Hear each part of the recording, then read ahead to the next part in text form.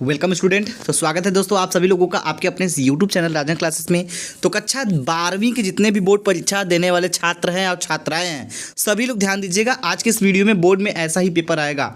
तो आज के इस वीडियो में इसी टॉपिक बात करने वाला हूँ। सबसे पहले ध्यान दीजिएगा, ये जो मैं पेपर बताने वाला हूँ ये कक्षा 12वें वाले के लिए है, यानी कक्षा 12th वालों में जो बायोलॉजी पढ़ते हैं वो विशेष ध्यान देंगे, उनके लिए वीडियो बहुत ही स्पेशल होने वाला है। और ये जल्दी से देखना बेटा, इसको आप लोग समझिए। और इसमें जो क्वेश्चन मैं आपको बताना चाहता हूँ, जो बता रहा हूँ, उन सभी क्वेश्चन को तैयार करिए, क्योंकि बिल्कुल आपको यही क्वेश्चन 2023 के बोर्ड परीक्षा में देखने को मिलेगा। तो चलिए बिना देर किए हम शुरू करते हैं। तो ध्यान दीजिएगा, सबसे पहले तो बस ध्यान दीजिएगा इसमें कौन कौन से क्वेश्चन किस टाइप के पूछे जाएंगे। तो ये बेटा आपका क्वेश्चन पेपर है, ध्यान दीजिएगा। किसका पेपर है? जीव विज्ञान का पेपर है, यानी कि यूपी बोर्ड के जीव विज्ञान का पेपर आपका यहाँ पे दिया गया है। आज के इस पेपर में हम डिस्कस करेंगे। समय आपका बेटा 3 घंटा 15 मिनट होगा, लेकिन यहाँ पे 3 घंटे निर्धारित है। पूर्णांक आपका 70 अंक का है और बहुविकल्पी प्रश्न पहले ही दिखेगा आपको। तो चलिए हम इसको सभी क्वेश्चन को बारी बारी से करना प्रारंभ करते हैं। तो जो ऑब्जेक्टिव हैं पहले मैं उसको सॉल्व करूंगा, उसके बाद सब्जेक्टिव को आप लोग ध्यान दीजिएगा। चलिए, तो सबसे पहले एक नंबरी क्वेश्चन जो होता है उसको समझिए। देखिए, बोला जा रहा है क्वेश्चन नंबर 1 में क्या बोला जा रहा है। बोला जा रहा है कि सही विकल्प चुनकर अपनी उत्तर पुस्तिका में लिखिए। उत्तर पुस्तिका में आपको ऑप्शन कौन सा सही है, क्वेश्चन नंबर कौन सा है, अच्छे से सही एक सुंदर राइटिंग में लिखिएगा बेटा। यदि आपको इस बोर्ड परीक्षा बहुत बेहतरीन करना है, 70 नंबर में फाइट करना है, तो आप ज़रूर अच्छे से लिखिएगा, क्योंकि राइटिंग बहुत खूबसूरत होना बहुत ज़रूरी होता है बोर्ड परीक्षा के लिए। तो पहला क्वेश्चन ये रहा आपके सामने। इसमें बोला जा रहा है क्या? इसमें बोला जा रहा है कि होलैंड्रिक जीव, ठीक है, होलैंड्रिक जीन किस गुणसूत्र पर स्थित होते हैं?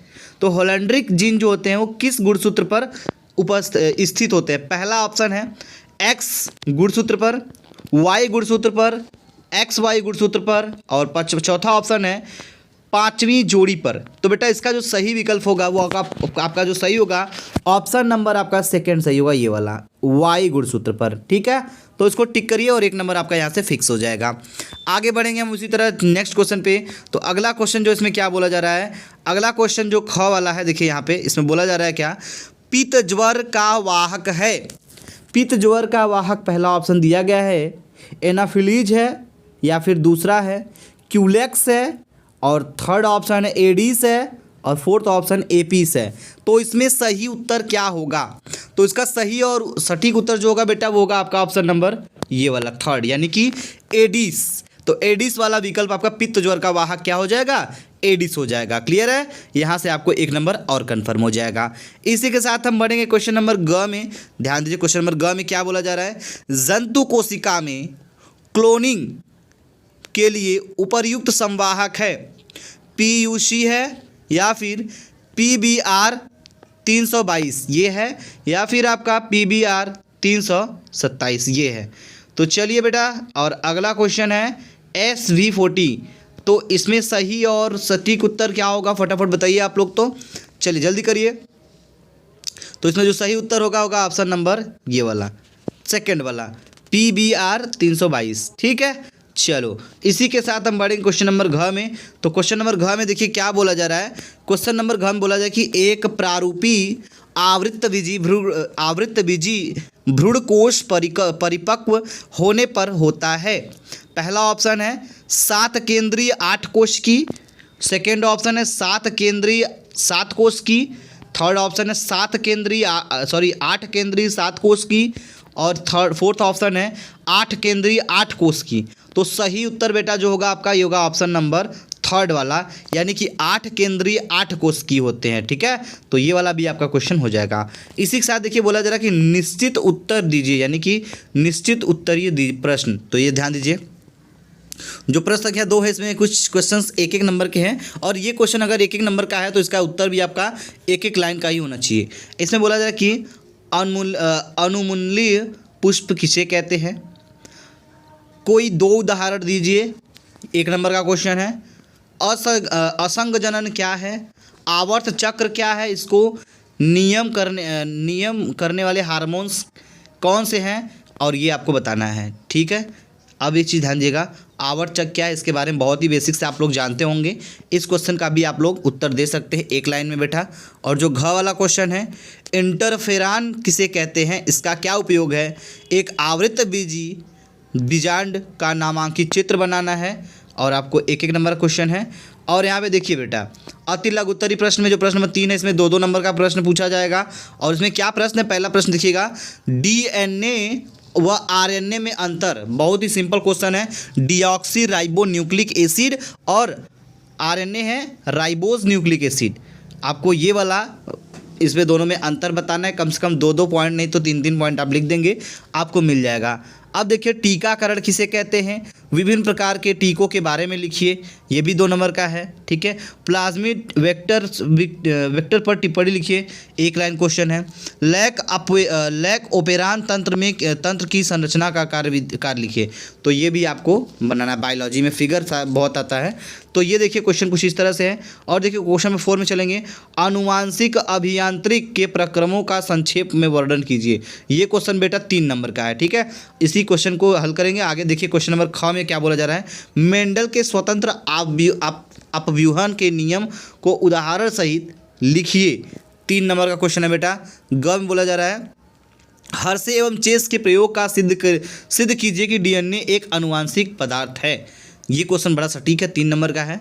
औद्योगिक क्षेत्र में सूक्ष्म जीवों के महत्व क्या है। औद्योगिक क्षेत्र में सूक्ष्म जीव जो छोटे जीव होते हैं उनका क्या महत्वता होता है, ये आपको बताना है बेटा। ये सारा क्वेश्चन बहुत ही आसान है, बस एक बार आप क्वेश्चन को देख लीजिए और अपने बुक से तैयार कर लीजिए। आपका क्वेश्चन इसमें से एक तो बहुत सारा क्वेश्चन में फंसेगा। प्रश्न संख्या 5 में बोला गया है, बहुभ्रूणता किसे कहते हैं या कितने प्रकार की होती है, 3 नंबर का है। और ख वाला है, रेड डाटा बुक किसे कहते हैं, किन्हीं दो संकटग्रस्त जातियों के नाम लिखिए। ग वाला है, किन्हीं 2 पर टिप्पणी लिखिए। आपका ये है टर्नर सिंड्रोम है या फिर डाउन सिंड्रोम है, और एक आपका ये दिया गया है, तो आप किसी का भी लिख सकते हैं। ठीक है, आइए इसी के साथ बढ़ेंगे नेक्स्ट क्वेश्चन पे। तो अगला क्वेश्चन है घ वाला, प्रोटीन संश्लेषण में अनुवादन की व्याख्या कीजिए। 3 नंबर का क्वेश्चन है। ठीक है बेटा। अब देखिए इसी तरह से क्वेश्चन जो दिया गया है, भ्रूणकोश क्या है, कितने प्रकार का होता है, सूक्ष्म जीवों के जैव नियंत्रित और जैव उर्वरक के रूप में क्या महत्व है। ठीक है, फाइलोरियासिस रोग के लक्षण एवं बचाव विधियां लिखिए। अब देखिए जो लॉन्ग टाइप के जो क्वेश्चन होते हैं, विस्तृत प्रश्न, ये बेटा कम से कम 5 नंबर का सारा 5, 10, 15 यानी कि 15 से 20 नंबर के जो क्वेश्चन है, काफ़ी लगभग बहुत सारे क्वेश्चन हैं।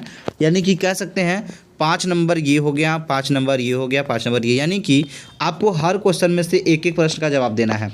ठीक है, देखिए जैसे ये वाला प्रश्न 7वां देखिए, विस्तृत में बोला गया है कि पौधों में जलीय अनुकूलन का विस्तार से वर्णन कीजिए। बेटा विस्तार से कम 2-2.5 पेज का लिखेंगे, आपको 5 नंबर मिलेगा। या तो आप ये लिखिए या फिर आपको ये लिखना है कि इन्हीं 2 पर संक्षिप्त टिप्पणी करना है। बहुत अच्छा क्वेश्चन है, बहुत ही सटीक क्वेश्चन है।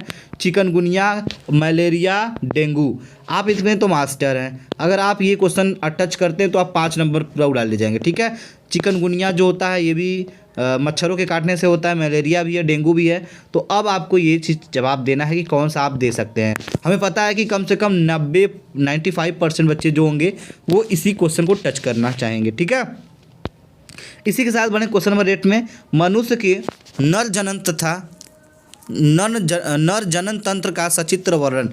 तो मनुष्य के नर जनन का जो सचित्र वर्णन करना है, उसको चित्र बनाकर उसका वर्णन करना है। 5 नंबर का क्वेश्चन है। या फिर आपको बताना है डीएनए फिंगरप्रिंट की क्रियाविधि समझाइए। ये आपका 5 नंबर का है। दोनों में से कोई एक प्रश्न करिएगा।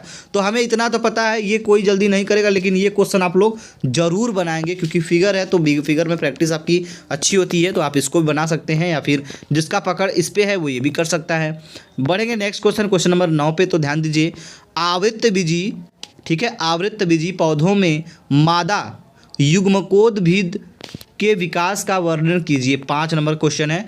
या तो फिर आपको ये निम्नलिखित पर टिप्पणी, ठीक है, नशीले पदार्थ, ठीक है, की स्टोन प्रजातियाँ, बायोगैस।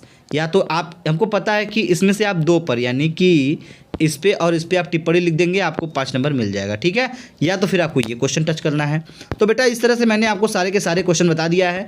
और अगर इस क्वेश्चन में कोई भी आपको दिक्कत समझ में आ रही हो तो आप हमें कमेंट सेक्शन में कमेंट करके पूछ सकते हैं। थैंक यू दोस्तों, मिलते हैं हम आपसे एक नेक्स्ट और जोरदार ज़बरदस्त वीडियो में। तब तक के लिए जय हिंद, जय भारत।